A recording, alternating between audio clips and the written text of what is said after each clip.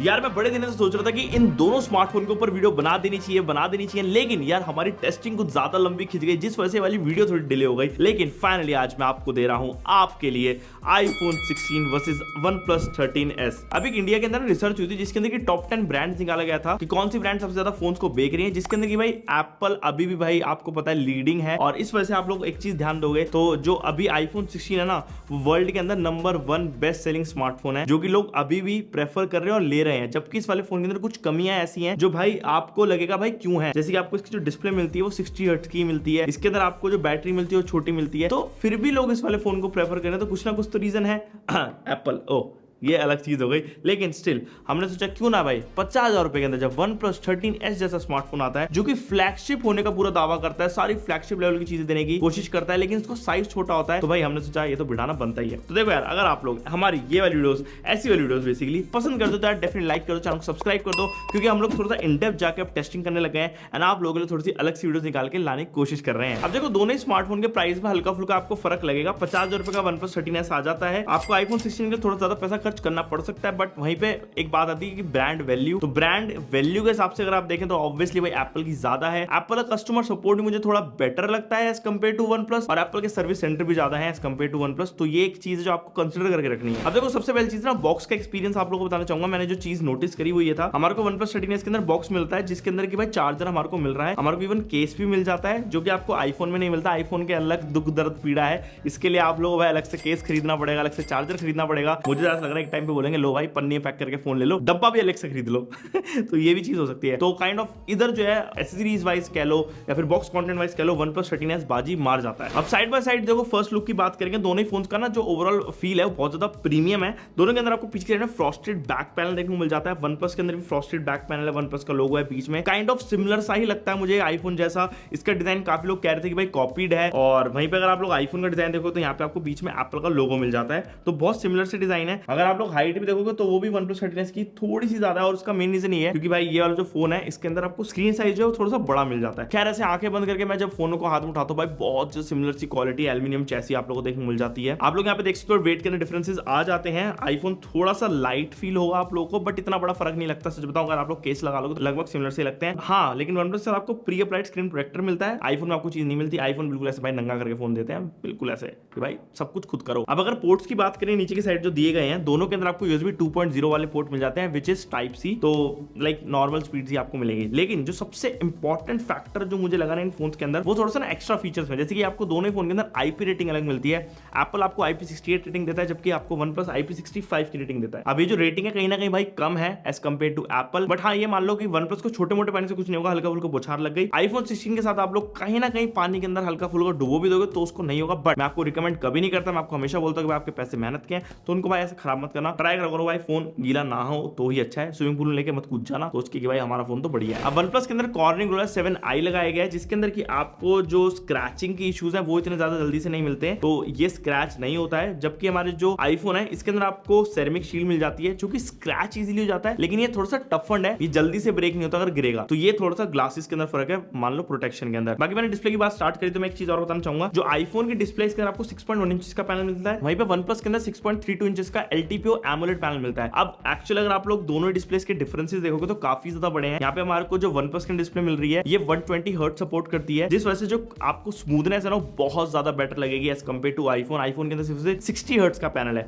और अगर आप लोग स्क्रीन टू बॉडी रेशियो भी देखोगे ना तो 16 के अंदर आप लोगों को इधर ऊपर की साइड में डायनामिक आइलैंड देखने को मिलता है, जिसकी वजह से भाई स्क्रीन टू बॉडी रेशियो कम हो जाता है, और जो बेजल साइज भी है इवन आईफोन 16 का वो भी ज्यादा है एज कंपेयर टू OnePlus। तो यहाँ पे आपको जो डिस्प्ले है ना वो ज्यादा बेटर OnePlus की लगेगी। लेकिन एक जगह पे जहां पर भाई आईफोन डायरेक्टली बाजी मारता है वो है ओवरऑल कलर्स की सैचुरेशन एंड कॉन्ट्रास्ट के अंदर। जो डिस्प्ले हमारे को कॉन्ट्रास्ट और सैचुरेशन देती है वो बिल्कुल ऑन पॉइंट है, बिल्कुल ट्रू टू नेचर वाले कलर्स निकालती है। वैसे तो डॉल्बी विजन हमारी OnePlus की डिस्प्ले भी सपोर्ट करती है, तो ये एक ऐसा अलग सा कंपैरिजन हो गया। अच्छा, डिस्प्ले की हम लोग बात कर रहे थे ना, मेरे को ना पर्सनली ऐसा लगा था कि रेजोल्यूशन के अंदर हल्का सा फर्क होगा, बट दोनों ही फोन्स के रेजोल्यूशन ना लगभग सिमिलर है, जिस वजह से जो पिक्सल्स है वो दोनों ही फोन में सिमिलर है, जो कि 460 ppi के। तो ये देख के मेरे को थोड़ा सा ऐसे आश्चर्यचकित लगा, क्योंकि OnePlus की डिस्प्ले हल्की सी बड़ी है बट स्टिल उसका जो पिक्सल है वो बिल्कुल सेम मैच हो रहे हैं, और ये हल्का सा हायर रेजोल्यूशन वाली डिस्प्ले डिस्प्ले आप लोग कह सकते हो, बट आपको इतना फर्क नहीं पता चलेगा जब आप लोग नॉर्मली इन फोन को चलाओगे। लेकिन एक चीज जिसके अंदर आपको डिफरेंस मिलेगा ज्यादा, वो है भाई HBM, जो हमारा हाई ब्राइटनेस मोड है, उसके अंदर आईफोन जीत जाता है, जिसके अंदर 2000 निट्स का हमारे को पीक मिलता है। तो आउटडोर के अंदर विजिबिलिटी ज्यादा बेटर रहती है as compare to 1600 on OnePlus 13S, तो इसकी हल्की सी कम रहेगी एज कम्पेयर टू आईफोन। तो ये एक बड़ा सा फर्क मुझे लगा जो आपको पता रहना चाहिए। अब देखो डिस्प्ले की हम लोगों ने भी जस्ट बात करी, तो एक चीज है जो मेरे को पर्सनली अच्छी लगती है वो डायनेमिक आइलैंड। ये जो आईफोन का ओवरऑल इंटरेक्टिव सा फीचर है, बहुत ही इंटरेस्टिंग है। अगर आप लोग म्यूजिक चला रहे हो, स्विगी का कुछ कर रहे हो, तो यहाँ पे ट्रैक कर सकते हो, मैप दिखाता है, तो एक अच्छा लगता है देखने में। OnePlus के अंदर भी कुछ फीचर्स हैं ऐसे, बट वो उतने ज्यादा बढ़िया नहीं है। डायनेमिक आइलैंड थोड़ा ज्यादा रिफाइंड मुझे फील होता है। वहीं पे एक चीज मैं बताना चाहूंगा, दोनों ही फोन्स का ना फिजिकली अगर आप लोग देखोगे तो ना आपको एक्स्ट्रा बटन्स मिल जाते हैं। आईफोन के अंदर आपको कैप्चर बटन मिलता है राइट साइड में, और यहाँ पे लेफ्ट साइड में आपको मिलता है एक एक्शन बटन, तो जिसको आप लोग अपने अकॉर्डिंगली सिलेक्ट कर सकते हो और अपने हिसाब से सेट कर सकते हो आपको किस में उसको रखना है। वहीं पे भाई ये जो हमारे OnePlus वाले देवता जी हैं, उन्होंने भी सेम टू सेम चीज कर दी। इन्होंने भी एक बटन लगा दिया यहाँ पे जिसका नाम रख दिया प्लस की। अब ये भी कस्टमाइजेबल बटन है, और अगर आप लोग इंटरफेस देखोगे ना OnePlus का, वो हूबहू कॉपीड है एप्पल वाला। अब ये भाई इतना क्यों कॉपी कर देते हैं मुझे समझ नहीं आता, थोड़ा सा तो यार वेरिएशन डिफरेंस रखना चाहिए ना। अब पूरा कॉपी कर दिया है, खैर वो बात अलग है। लेकिन जब हम लोग यहाँ फंक्शनलिटी की बात करें तो काइंड ऑफ सिमिलर सी है। आप लोग कैमरा में उसको शिफ्ट कर सकते हो, फ्लैश लाइट में शिफ्ट कर सकते हो, लेकिन यहाँ पे एक्स्ट्रा बटन कहीं ना कहीं आईफोन के अंदर मिलता है जो कि कैप्चर बटन वाला है यहाँ पे। अब ये यूजफुल है नहीं है वो देखो आप लोग जब फोन ले लोगे उसके बाद जब आपको पता चलेगा वो अलग होगा। लेकिन मैं सच बताऊं तो इतना यूजफुल नहीं है, बट अच्छा है, मतलब एक अलग फीचर है, तो कभी कभी यूज कर लेना तो सही लगता है। अच्छा, मैं फिजिकल एक्सपीरियंस की बात करूं तो एक चीज और है, जो सिम ट्रेज है उनके अंदर फर्क आ जाता है। आईफोन के अंदर आप लोग सिंगल सिम डाल सकते हो, फिजिकल वाली ई सिम का अलग से सपोर्ट होता है। वहीं पे OnePlus के अंदर आप लोग डुअल अपनी सिम डाल सकते हो। तो OnePlus हमारी इंडियन जनता को जानते हैं, जिस वजह से हमारे को ये सपोर्ट मिल रहा है। अब इसी के चलते भाई डिस्प्ले के अंदर मैं एक चीज दिखाना चाहूंगा, जो कि इन डिस्प्ले फिंगरप्रिंट स्कैनर मिलता है हमारे को OnePlus में। ऑप्टिकल वाला है तो नॉर्मल स्पीड्स आती हैं। एप्पल के अंदर हमारे को फेस आईडी मिलती है। Face ID kind of more secure मुझे फील होती है, और जो इंटीग्रेशन है फेस आईडी का with the app, like app store के अंदर आपको कुछ परचेज करना है वो ज्यादा बेटर तरीके से हो जाता है। तो ये अपना एक ओपिनियन मैं आप लोगों को दे रहा हूं। मैं ये नहीं कह रहा कि फिंगरप्रिंट खराब है, ऐसा कुछ नहीं, वो मैं बता रहा हूं बस जो आपकी यूजेबिलिटी है वो थोड़ी सी एप्पल फेस आईडी के साथ ज्यादा बेटर हो सकती है अगर आप उसको यूज करो। लेकिन दोनों ही सिक्योरिटीज बेस्ट है और दोनों के अंदर कोई दिक्कत नहीं आती। अब हैप्टिक्स की मैंने ना बात नहीं करी, मैं बताना चाहूंगा हैप्टिक्स ट्यूनिंग दोनों ही फोन्स के अंदर बहुत अच्छी है। सॉफ्टवेयर वाइज देखो तो OnePlus ने भाई हैप्टिक्स को अलग अलग जगह पे इंप्लीमेंट कर रखा है। वॉल्यूम अप करो, वॉल्यूम डाउन करो, कुछ भी चीज करो, इंटरेक्शन अच्छी होती है। बट मेरे को जो फीडबैक मिलता है हैप्टिक का, जो आप कह सकते हो मोटर से जो रिस्पॉन्स बैक आता है, वो एप्पल की मोटर्स का पसंद है। इसके अंदर आपको लगता है कि आपने कुछ लिखा है, और हल्की हल्की जगहों पे जो एक हल्का सा वो एक इंटीग्रेशन होता है ना हैप्टिक का, वो बहुत ज्यादा अच्छा लगता है एप्पल के अंदर। अब ये मोटर का फर्क है, ये इंटीग्रेशन का फर्क नहीं है, तो मोटर एप्पल की बेटर है। अब इन सब चीजों की बात करें तो स्पीकर को पीछे नहीं छोड़ सकते हैं। स्पीकर एक बहुत मेन पॉइंट होता है किसी भी स्मार्टफोन का। आप लोग वेब सीरीज देख रहे हो, आप लोग कुछ भी देख रहे हो तो आपको स्पीकर अच्छे चाहिए। आपको दोनों फोन के अंदर स्टीरियो स्पीकर सेटअप मिल जाता है। OnePlus के अंदर डॉल्बी का भी सपोर्ट आता है। यहाँ पे स्पीकर्स को जब मैंने टेस्ट करा मुझे एक चीज फील हुई कि इवन तो OnePlus के स्पीकर लाउड है, बट जो रिचनेस होती है, जो बेस होता है, जो डेप्थ होती है, वो आईफोन के स्पीकर्स में है। और ये चीज शायद मैं आपको बता के आप लोग लगेगा भाई तू तो पेड है एप्पल है, तो कुछ नहीं भाई, एप्पल पैसा नहीं देता है ना, मैं फैन बॉय हूँ। जस्ट वीडियोस बनाते हैं इसलिए क्योंकि लोगों को पसंद आते हैं वाला, तो मैं आपको अपना फीडबैक देता हूँ कि हाँ भाई जो चीज है वो है। यहाँ पे स्पीकर्स बेटर आपको फील होंगे। आप लोग एक बार खुद सुनो, आपको खुद पता चलेगा कि आईफोन बेटर है कहीं ना कहीं।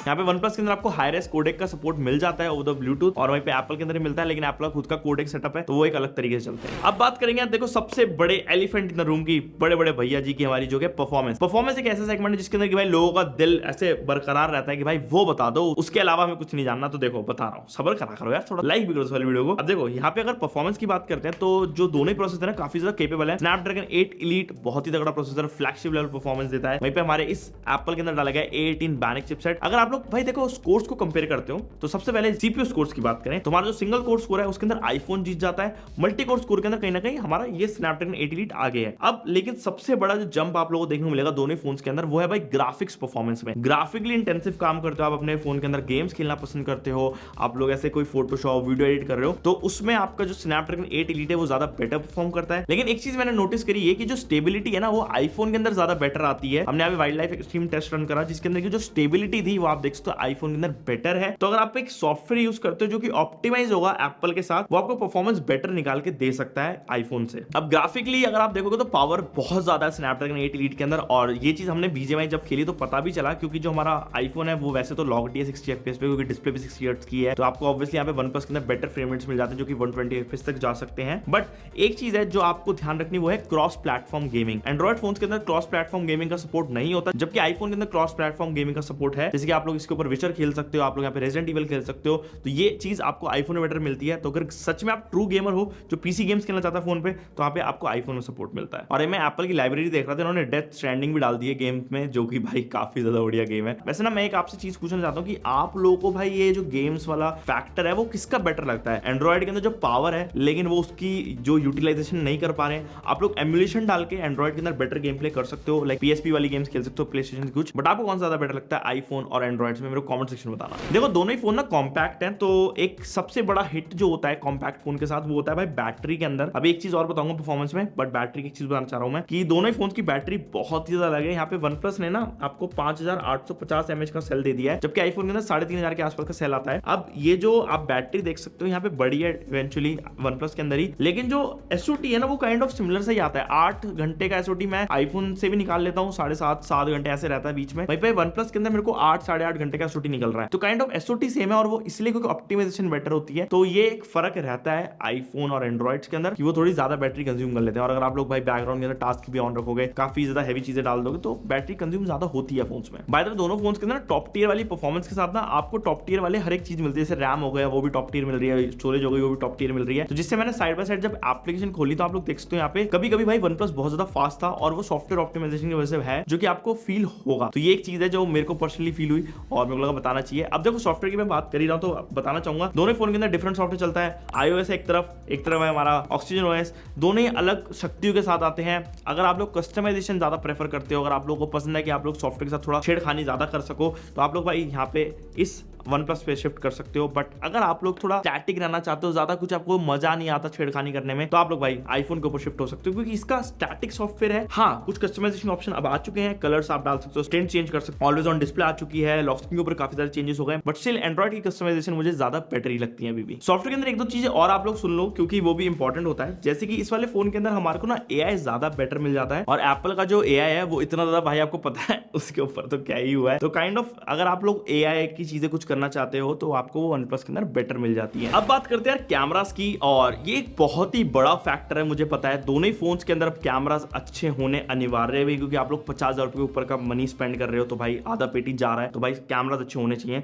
देखो यार अगर बात करें आईफोन की, तो आपको पता है 48 मेगापिक्सल का मेन सेंसर मिलता है और 12 मेगापिक्सल का आपको अल्ट्रा वाइड मिलता है, जबकि कंपेयर करें OnePlus से तो 50 मेगापिक्सल का मेन है और 50 मेगापिक्सल का आपको टेलीफोटो लेंस देखने मिलता है। इसमें अल्ट्रा वाइड नहीं आता, आईफोन के अंदर अल्ट्रा वाइड आता है। अब डिबेटेबल वाली चीज है, कोई बोलेगा भाई अल्ट्रा वाइड हम लोग ज्यादा यूज करते हैं, कोई बोलेगा हम लोग टेलीफोटो यूज करते हैं, बट मुझे ऐसा लगता है कि अल्ट्रा वाइड ज्यादा यूज होने वाली चीज है, क्योंकि हम लोग अगर वीडियो शूट कर रहे हैं, हम कुछ ऐसी जगह पे जहां पर भाई स्पेस ज्यादा नहीं है और हमारे को ज्यादा चीजें कैप्चर करनी है, तो अल्ट्रा वाइड वहां पे ज्यादा अच्छे से काम कर सकता है। पोर्ट्रेट हम कुछ जगहों पे काम कर सकते हैं जहां पर हमारे को दूर के शॉट्स लेने हो, पोर्ट्रेट खींचने हो, तो एक वेरिएशन मुझे फील हुई। बट आप लोग बताना, बाकी आप लोग बढ़ जाओ भाई कमेंट सेक्शन में, क्या करूंगा। तो खैर यहाँ पे अगर बात करें क्वालिटी की, तो मैंने एक चीज नोटिस करी, जब दोनों ही फोन्स की फोटोज को मैंने साइड बाय साइड रखा, कभी कभी ना कलर्स मुझे OnePlus की फोटोज में ज्यादा बेटर लगे, कुछ कुछ जगहों पे डायनेमिक रेंज भी बेटर लगी। लेकिन जब मैंने भाई जूम इन करा तो पता चला यहाँ पे जो OnePlus की फोटो वो बहुत ज्यादा सॉफ्ट है as compare to iPhone. IPhone की फोटोज वर शार्पर, और एक और चीज आईफोन की फोटो नेचुरल कलर के साथ आ रही थी और OnePlus की थोड़े से बूस्टेड मुझे लगे। अब नेचुरल कलर्स का मतलब क्या होता है मैं आपको समझाना चाहूंगा। अभी ट्विटर में देख रहा था भसड़ कर रहे हैं लोग। नेचुरल कलर का मतलब ये होता है कि जो हमारी आंखें जिस सैचुरेशन में देख रही है हमारे वही सेम चीज हमें मिल रही है फोन के कैमरा से। तो ये आईफोन की ट्यूनिंग हमेशा से रही है इस तरीके की। अगर आपको उसमें बूस्टिंग डालनी है आप लोग उसको एडिट कर सकते हो, दोनों के अंदर आप लोग इवन OnePlus की एडिटिंग में जाके उसकी बूस्टिंग कम कर सकते हो, तो ये डिपेंड करता है। बट मैं ऐसे डायरेक्टली फोन की फोटोज कंपेयर करूं तो कहीं ना कहीं आपको भाई OnePlus की कुछ जगहों पे बेटर लगेंगे और कुछ जगहों पे आईफोन की बेटर लगेंगी। और जहां तक रही बात देखो भाई वीडियो सेक्शन की, तो वो एक बहुत बड़ा फैक्टर होता है। आईफोन की videos one of the best है। स्टेबलाइजेशन की बात कर लो या फिर स्मूथनेस की बात कर लो, कोई लैग्स जिटर्स नहीं होते हैं। 4K 60 FPS दोनों ही फोन का सपोर्टेड है पीछे कैमरास के अंदर। लेकिन यहाँ पे अगर आप लोग OnePlus में फ्रंट कैमरा से वीडियो रिकॉर्ड करना चाहते हो तो सिर्फ